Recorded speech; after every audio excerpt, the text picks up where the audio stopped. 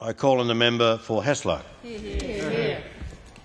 Mr Deputy Speaker, I rise to speak on this issue in that leadership is absolutely critical, and strong leadership in the way that we look at all Australians as being equal, regardless of their status, regardless of their race or creed, or their socio-economic status. I wouldn't have joined the Liberal Party if I thought that it was narrow in its thinking. But let me say this, that we live in an incredible country, a country that has accepted so many people from so many lands and have accepted the cultural mores, the practices and the foods that we thoroughly enjoy. But there are also times when all of us cannot cast a stone on the fact that we have not been discriminatory in some form or another within our behaviour or our comments. Because over the lifetime that all of us have, there are periods when we do digress from the principles of anti-discriminatory behaviour.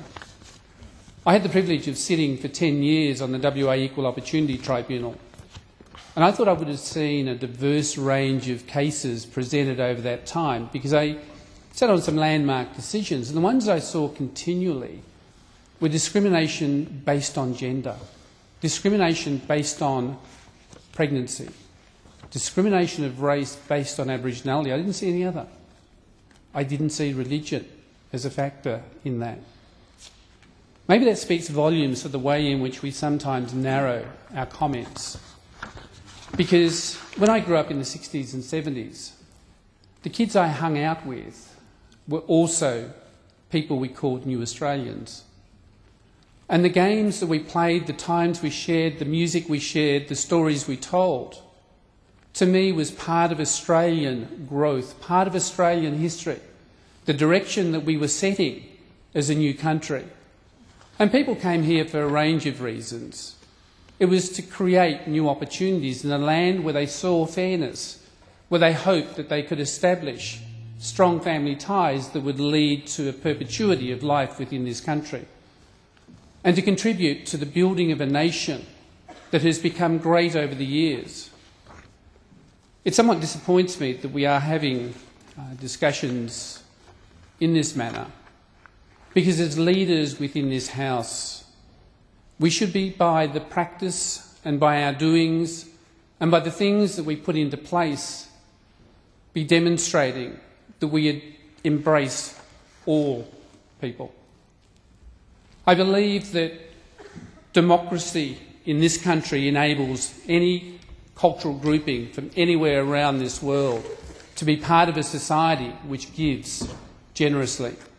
Let me say, in my own seat of Hasluck, I have a suburb, Gosnells, and when I go to the citizenship ceremonies, I see the immense pride of new Australians from different cultural groups, and I've said to them, retain what is yours culturally. Retain what is yours on the basis of the country you come from. But remember that you are part of a family within Australia, Australian society, in which you have the freedom to practice those things that are important and dear to you, to practice the faith that you have, but at the same time acknowledging that you live within a society whereby there are expectations that we have of people that we welcome into the broader Australian family of Australian society. But what I also see is an incredible pride that they've taken the step to become citizens of this country because they believe in what is the fundamental ethos. But they also acknowledge to me that they experience at times comments that are hurtful, that are spiteful. And the reality of our society is we do have people who make comments that are inappropriate. And sometimes comments are made in the adversity of pressure and people apologise later. And I have great respect for people who take the courage to stand up and say they were wrong and apologise. I think that is an absolute quality that we sometimes lose sight of. I also want to say that each of those new Australians will contribute not only to the workforce, they will contribute to the society in which they will live and move in their time. And I expect them to also encourage others to come with them, their families in family reunion processes. Now, all of my understanding of the history of all Australian governments is at different points in time we have recognised that there is a need to shake the history of the past and reshape it, but to contribute to the debate on the rights of fellow Australians and those who want to become Australians to be part of a society that is rich in many facets of its culture, its norms and its behaviours. I constantly receive reminders of who I am sometimes. Let me say, during the election campaign, what I found interesting, and it left a distasteful comment in my son's mouth. We were standing at a place called Alfred's Kitchen in Guildford. And if you've ever been to WA and you're standing at Alfred's Kitchen, there's a log fire that burns, you order your hamburger and you have a meal, and you stand with others and you converse. But the thing that surprised me was a group of guys wearing the Eureka Stockade T-shirts came past, two of them came past, deliberately went out of their way. And the comment they made was, "Look, it's Uncle Tom Wyatt." My son said, "What does that mean?" And I said, "Don't worry about it." And when he went home and he had a look, he was appalled. And what he said to me was not about my circumstance. He said, "Why do we have to make comments that detract from the quality of another human being? Why is it that we set aside and distinguish difference so markedly that it is a factor that comes into play that creates prejudices?" Sometimes our debates help that.